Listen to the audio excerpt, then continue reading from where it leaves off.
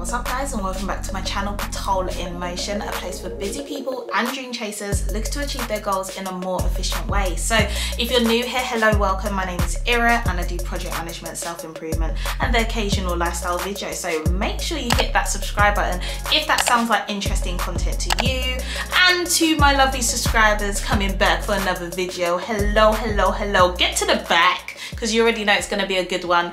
Let's get straight into this video. So in today's video guys, I'm going to be giving you my 5 top tips on how you can stand out in your first week in a new PM role. When I say a PM role, it could be a PM related role, it could be a project coordinator, analyst, it could be actual project management role, it could be program management, whatever it is, a project management related role. If you've got the job and you've really just been able to get your foot in the door, you already know the sweating it took to get there, but well done to you, you're there now. Let's make a good impression. We want to climb the tree as soon as possible, and the best way to do that is to make a golden first impressions. If you feel like this will be interesting to you, make sure you stick around right to the end. Let's get popping. So my first top tip guys, and I think by far this is the most important one, it is to introduce yourself with confidence. Now what do I mean by that? Because normally, you know, you're new in an establishment, you're new in a firm, you walk up to people, say, hi, my name is this, blah, blah, blah, and people get to know you. And that's really, really good and that. But remember, as a PM or someone that is going to be leading other people, you need to get them to trust you quickly, ideally, and confidence is one of those things that make people trust in what you're talking about. If you come across confident, generally they'll have more confidence that you can actually do the job that you have been employed to do. So it's really, really key that, you know, when you introduce yourself, you go up to people. Don't just wait for people to come to you. Oh no. If you feel like someone, you know, is new, you don't even know what they do, it's always great to just go up, introduce yourself. My name is this, I'm starting on this role, I'm going to be delivering this project or working on this. If you have that kind of detail, start that dialogue. I think if you also approach them first rather than wait for them to come to you,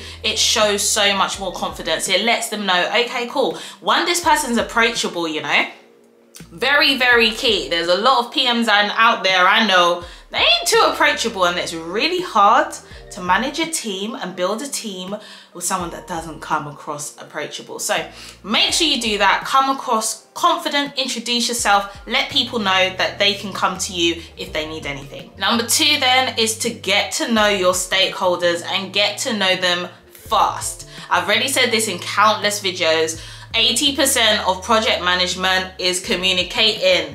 Now you need to know who you're gonna be communicating with, and you need to start building those relationships ASAP. It's really, really key that you ask either a senior PM or your manager at the time, who are the people that I'm gonna be interacting with most? Those are the people you need to get to know ASAP. For me, I tend to, especially my key stakeholders, I put in a quick meeting with them, 15 minutes introduction, this is what I'm going to be doing. And in those sessions, it is really more of them telling me, you know, what their function is and what they do and, you know, how it's worked for them, their kind of pain points and how I can work to make it a bit easier for them. Let them have that dialogue, let them talk to you. Remember, a lot of people, they be stressing. And you are just that new air that you're allowed to, you know, they're allowed to just air out all their laundry to. Let them air it out.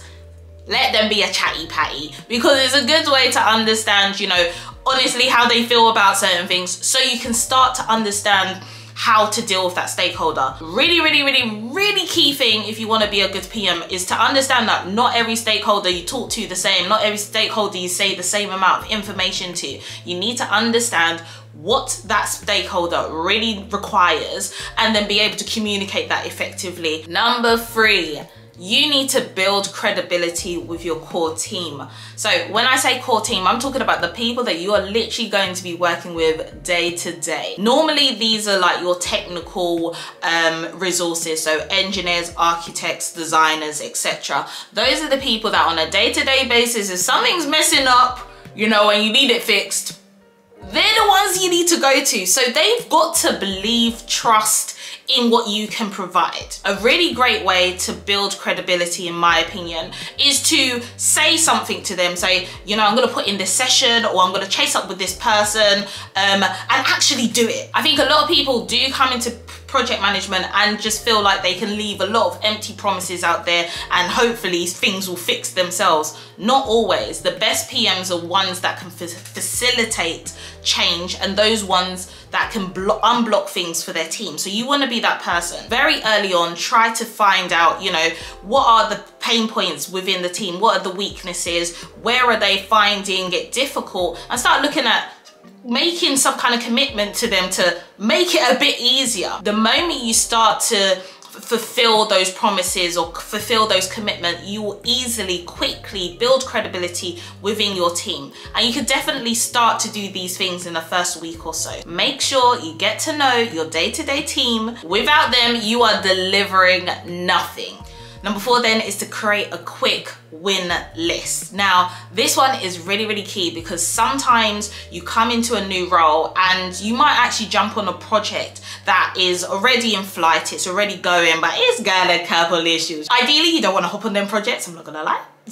I'm not gonna lie, but that might be the reason why you're there, or that might just be the situation that you've been put in. Cool. How do you want to stand out in that first week, and how do you want to, you know, let people know that you are here for business? You start to look at quick wins. Quick wins is a great scam. It's not a scam, but it's a good way to inflate what you're doing without perhaps really doing too much. So what is a quick win? A quick win is effectively looking at parts of the project that you can create value quickly. Maybe something, you know, is not going so right at the moment and it's a bigger issue. You're not going to fix that overnight, right? But show something else that you can deliver value quickly and easily, and all of a sudden it's like, oh, okay, cool, this dying project that's been sinking, oh, we've had a win. It's been like 3 months. This PM might be onto something. People will start to look at you a bit different and build, once again, confidence and trust in you that, you know, you can start to get things done. I'm not telling you to, you know, look at the core and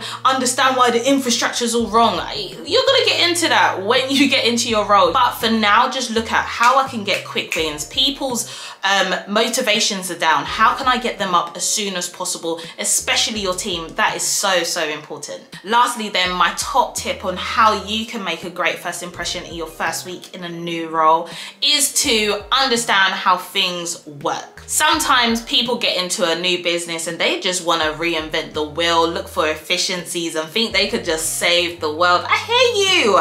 Sis, bro, this process is inefficient. Like, why are you guys doing it like this? Like, this don't make no sense. I've been there, a lot of things like that. But when you're coming to a new environment, it is not your place to be pointing out all of the cracks in the walls. How about I come to your gaff and point out your cracks? Yeah, won't like it, will ya? So it's really, really important to not just nitpick and think, okay, I can change this, I can change this. Understand, you know, how did that crack get there in the first place? Talk to people, understand, why is this process like this? There might be a reason why it needs to be like this. People before you might have tried to change it and failed. Understand, you know, why. This is great because people won't just think that you're coming in, just changing things and making things yada yada yada, all of this just because you come in for 2 seconds. But you've got to understand why things are certain ways. When you then put together your proposals or your suggestions, it will be received a lot better, believe me.